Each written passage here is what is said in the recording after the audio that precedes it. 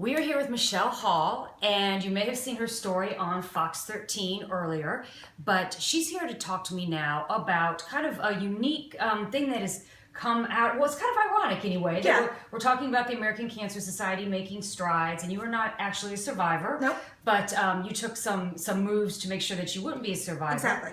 And now you've kind of come into a job where you're going to be working with the American Cancer Society. It's kind of interesting. It's virtual marathons and running. Yep. And I thought that all of you, the viewers, might want to hear about it. So tell me a little bit about what you do now. So I'm responsible for organizing fundraising virtual marathons with my company here in Lakeland. We are Yes Fit. And so what I do is I work with nonprofit organizations, and we set up these virtual runs. So you sign up. You say, okay, I'm going to do this run like you would any other marathon. And then you go out and you do your run wherever you happen to be and at whatever pace you want to do it at.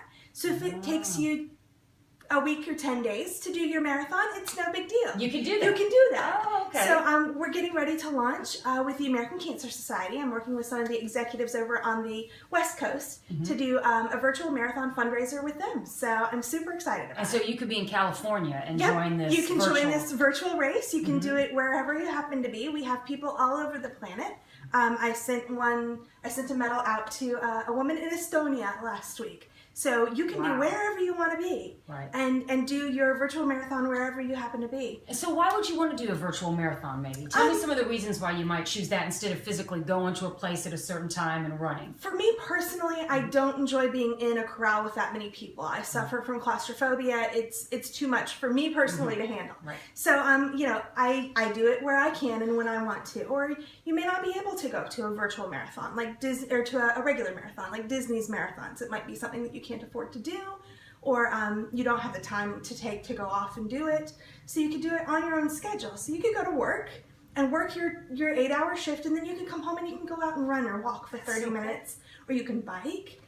We've got a couple who swim their miles for their marathons. Wow. So it's much more personal and it works with your needs. So. And these are all the ones that you have done? So I have done all of these miles. I have done since about March of last year, about the past year. This kind of ties into the story that we did with you, because the doctor said before she could get a certain kind of surgery for reconstruction, you needed to lose some weight. Lose some weight. And did this help? It did. I was, when he told me he wanted me to lose a few pounds, I was sitting at about 220, 222, somewhere in that mark, and this was about 4 months before surgery.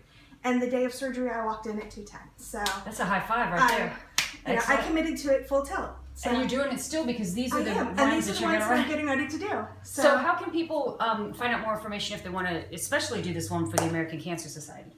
Contact me. That would be the easiest way to go. Email me, michelleh@yes.fit, or get in touch with us online. It's www.yes.fit. Hey, virtual marathon for a good cause.